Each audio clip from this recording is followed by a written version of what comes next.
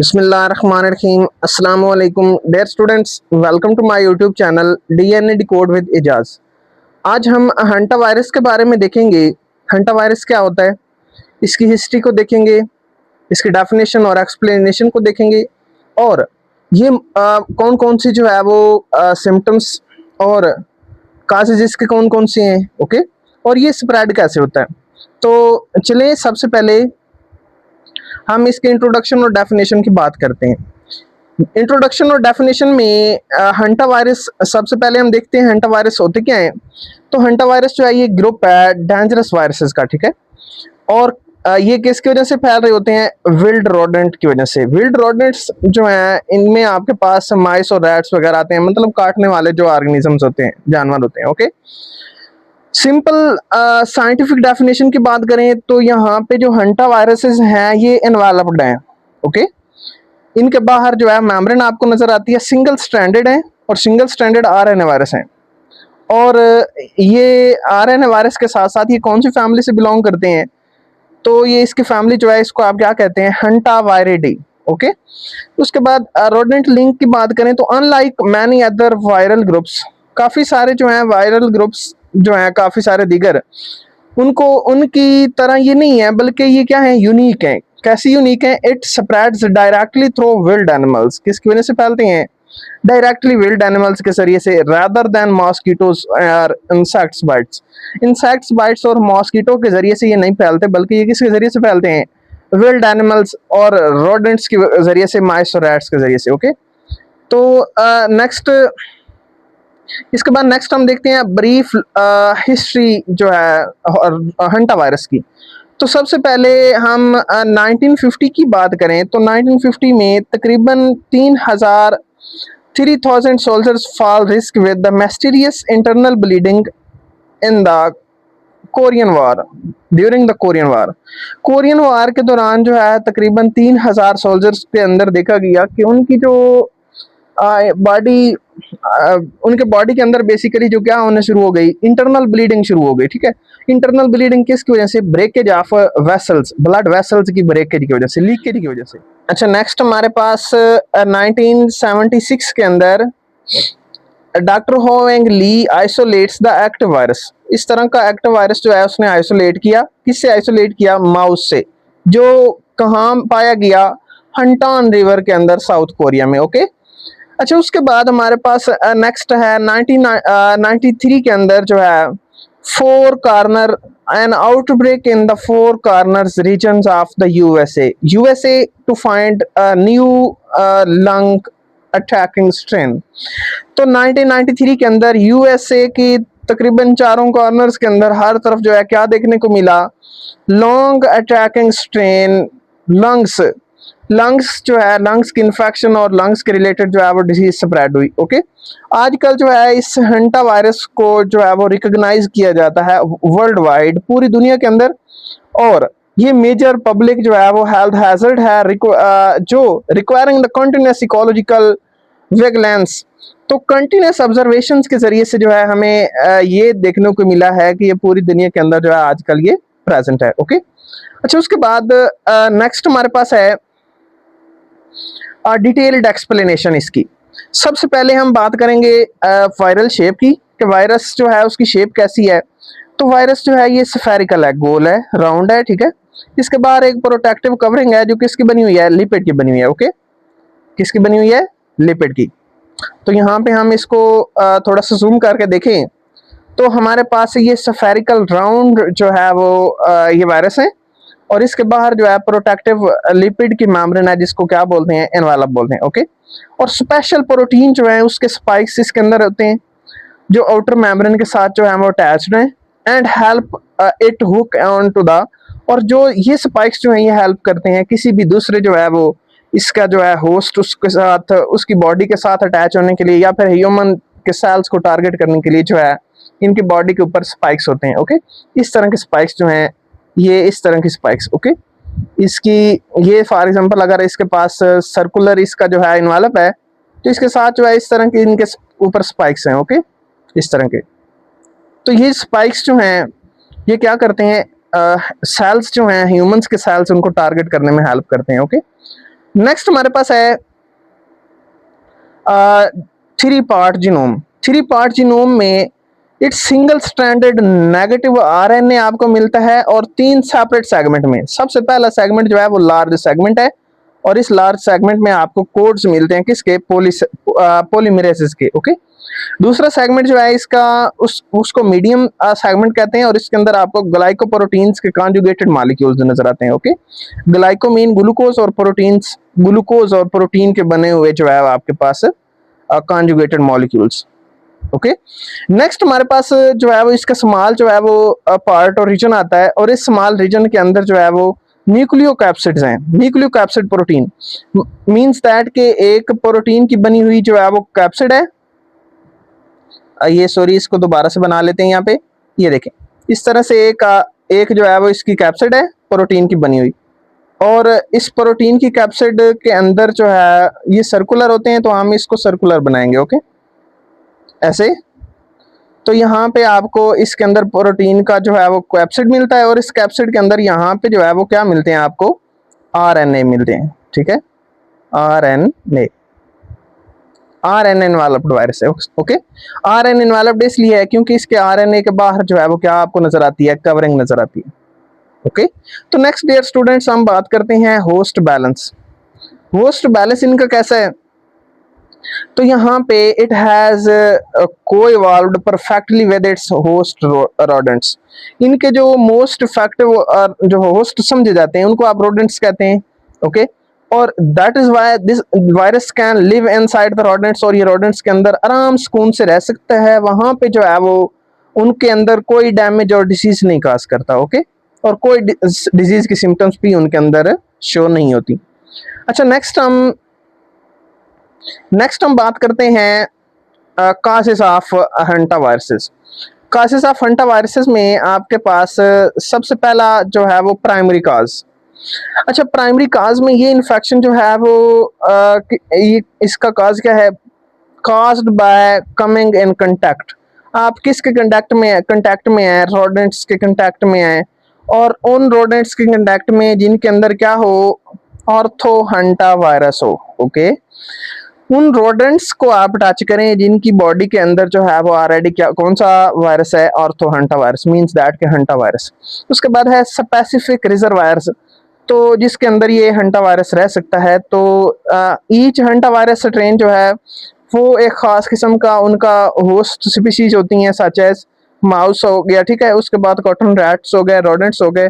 Okay, अच्छा, उसके बाद नेक्स्ट हमारे पास है नो सिम्टम्स इन रोडेंट्स। ये आपने ऑलरेडी पीछे देखा है पिछली स्लाइड्स के अंदर, वहां पर भी हमने बात की थी कि रोडेंट्स को जो है वो उसकी बॉडी के अंदर जस्ट ये मल्टी रेप्लिकेशन होते हैं और रेप्लिकेशन करके अपने नंबर्स को बढ़ाते हैं। ओके, यहाँ पे भी लिखा हुआ है रेप्लिकेट होते हैं और फ्रीली रेप्लिकेट होते हैं और उनके अंदर जो है वो कोई जो है वो इन्फेक्शन काज नहीं करते।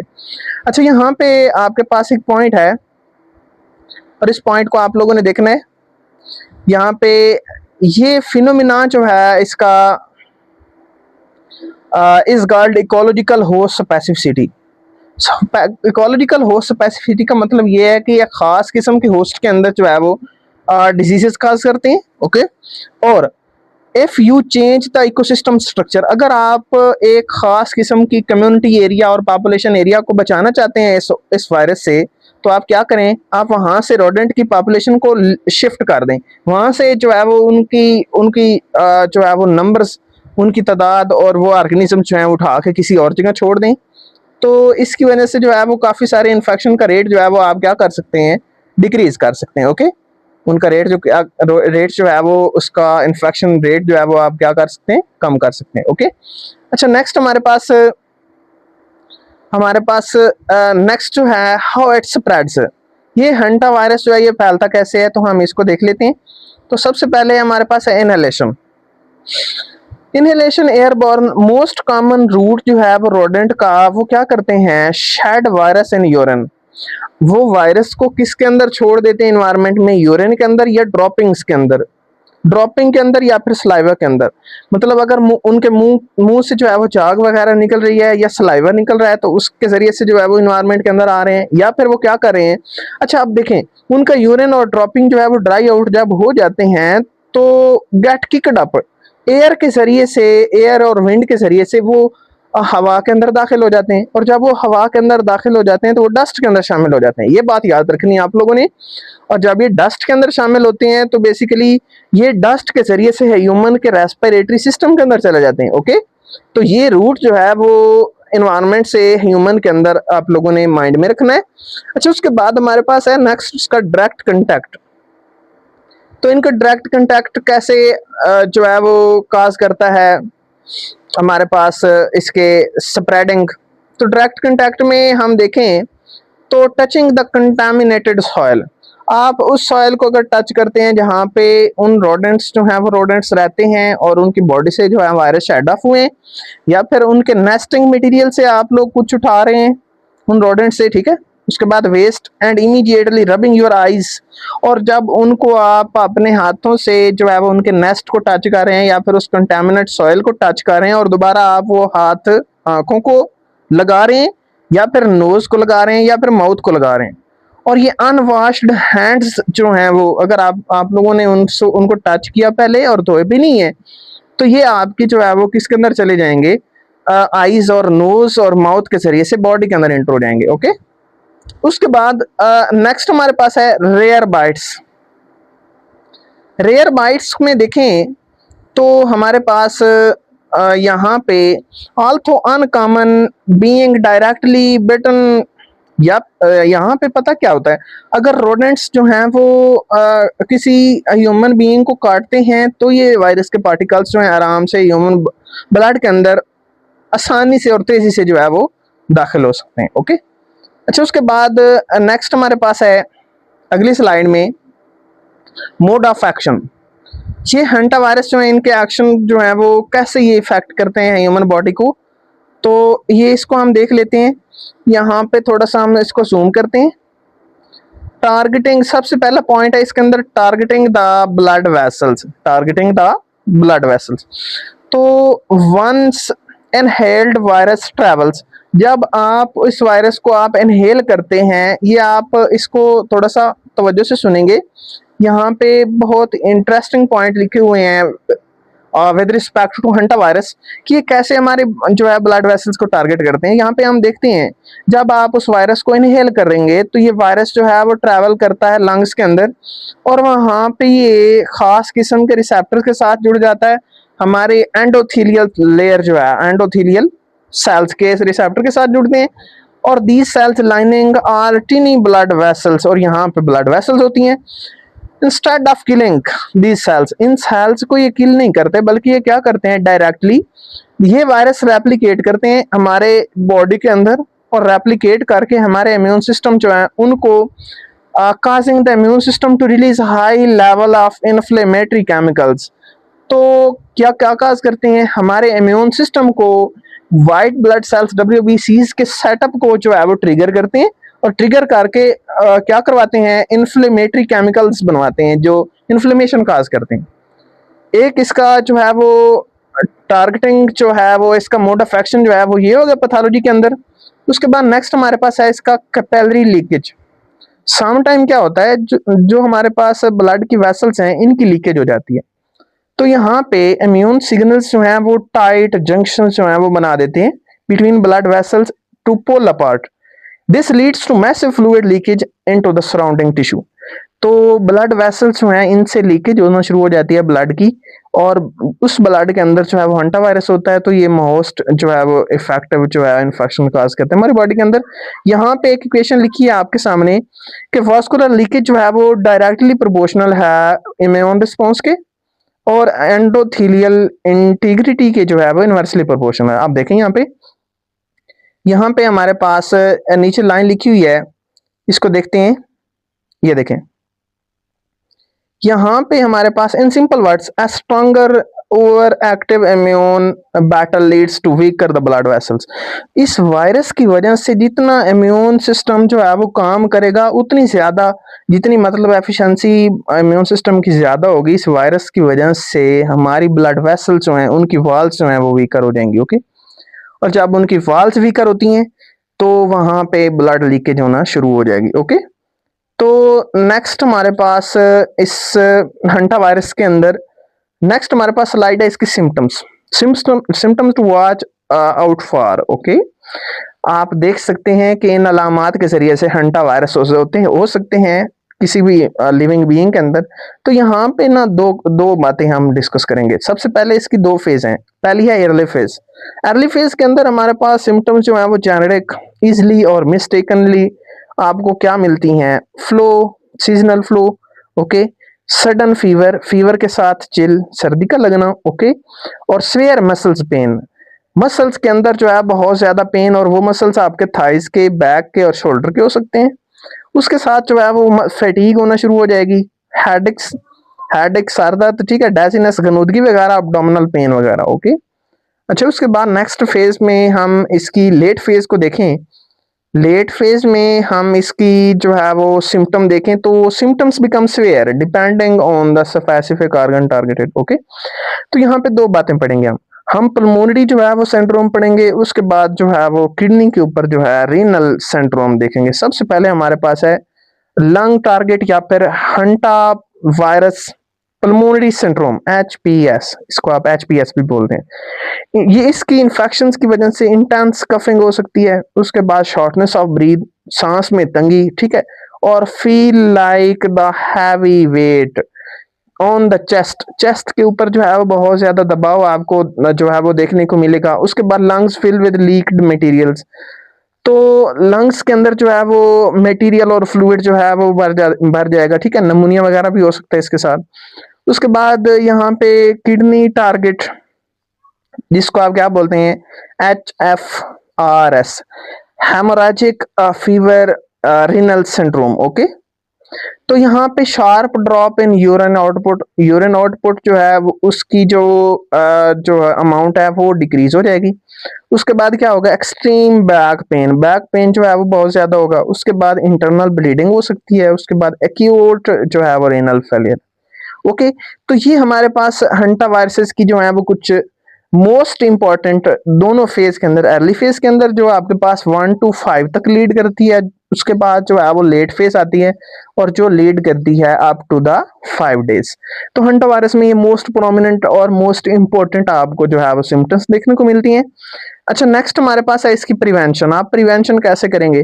तो सबसे पहले प्रिवेंशन में हमारे पास आता है सील एंट्री होल्स। आप रोडेंट की एंट्री होल्स को सील कर दें। कैसे?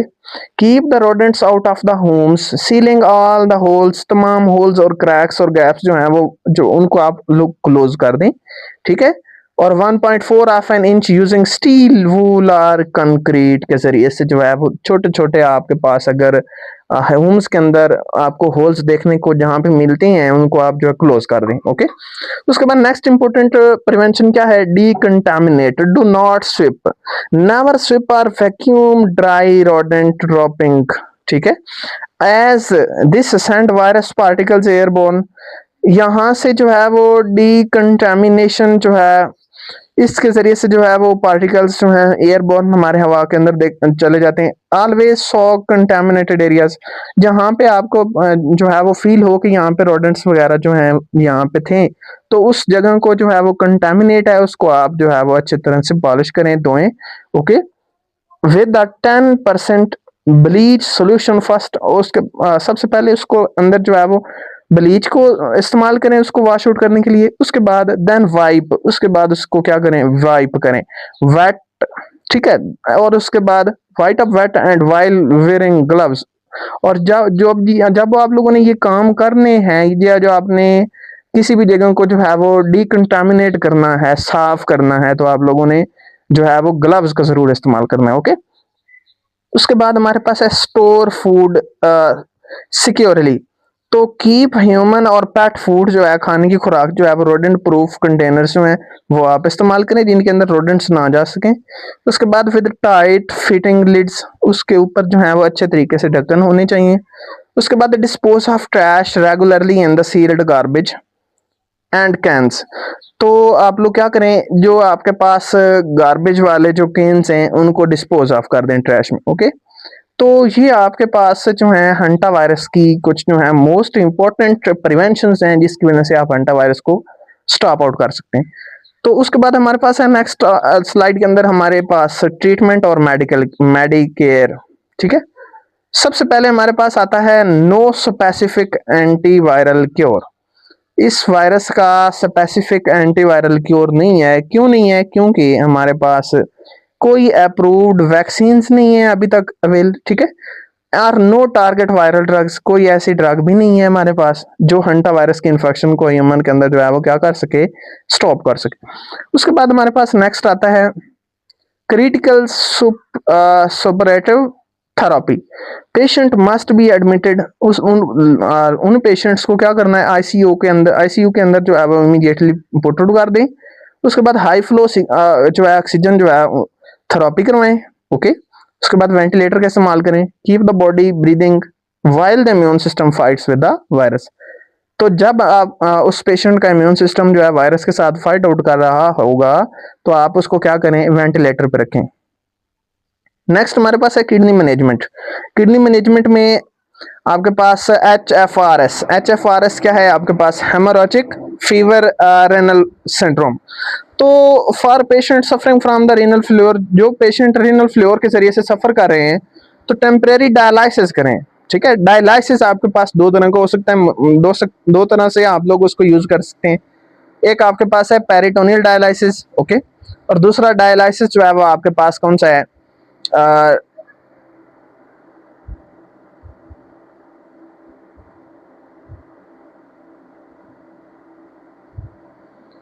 और दूसरा डायलिसिस जो है वो आपके पास कौन सा है, हीमोडायलिसिस। ओके, यहाँ पे आपके पास जो है ये डायलिसिस इस्तेमाल करके जो है आप क्या कर सकते हैं, ब्लड को क्लीन कर सकते हैं। उसके बाद फ्लूइड के बैलेंस को जो है वो मेंटेन कर सकते हैं। ओके हो गया। अच्छा, नेक्स्ट हमारे पास हम नेक्स्ट स्लाइड के अंदर हम देखेंगे exam summary reference old word और न्यू वर्ड के अंदर। ओके, तो यहाँ पे कुछ समरी है हमारे पास, उसको हम एक्सप्लेन करते हैं। यहाँ पे हमारे पास सबसे पहले है HCPS पल्मोनरी जो है वो आपके पास सिंड्रोम हंटा वायरस की वजह से। तो प्राइमरी रीजन अमेरिका और न्यू वर्ल्ड के अंदर देखें तो की टारगेट ऑर्गन वहाँ पे इसके कौन से हैं, लंग्स और हार्ट को टारगेट करता है। ओके, और वहाँ पे जो है वो खास किस्म की मेजर सिम्टम्स जो है वो fluid in the lungs. Okay, उसके बाद स्वेयर कफिंग और चोकिंग सेंसेशन। और यहाँ पे आप लोगों के पास जो फर्टिलिटी और मोर्टेलिटी रेट है वो कितना है, अप्रोक्सीमेटली 35% से 40% तक। Okay, death rate. यहाँ पे नेक्स्ट हम देखें HFRS renal syndrome, haemorrhagic fever renal जो है वो आपके पास सिंड्रोम। इसकी बात करें तो यूरोप और एशिया ओल्ड वर्ल्ड के अंदर जो है वो यहाँ पे ब्लड वेसल्स और किडनीज को इफेक्ट करता है। यहाँ पे सिम्टम जो है आपको देखने को मिलती हैं, लो यूरिन, इंटरनल ब्लीडिंग और किडनी जो है इसका फेलियर। और इसकी जो है फर्टिलिटी रेट जो है वो आपके पास कितना है, अप्रोक्सीमेटली 1 to 15%। यहाँ पे आपके पास एक पॉइंट है जिसको आप लोग यहाँ पे हम देख लेते हैं। Remember the geographical domains. ICPS belongs to the New World Western Hemispheres, while the HFRS belongs to the Old World Eastern Hemisphere. Means that के जो आपके पास पल्मोनरी हंटा वायरस के सिंड्रोम्स हैं वो मोस्टली आपको न्यू वर्ल्ड वेस्टर्न हेमिस्फीयर के अंदर मिलती हैं, और जो आपके पास ओल्ड वर्ल्ड जो हैं रीनल सिंड्रोम्स के जो है हंटा वायरस के सिंड्रोम्स वो आपको कहाँ मिलते हैं, ईस्टर्न हेमिस्फीयर्स के अंदर। Okay dear students, hanta virus के रिलेटेड अगर आप लोगों का कोई क्वेश्चन है तो आप कमेंट सेक्शन में ज़रूर मेंशन करें। इजाज़त दें, अल्लाह हाफिज़, टेक केयर।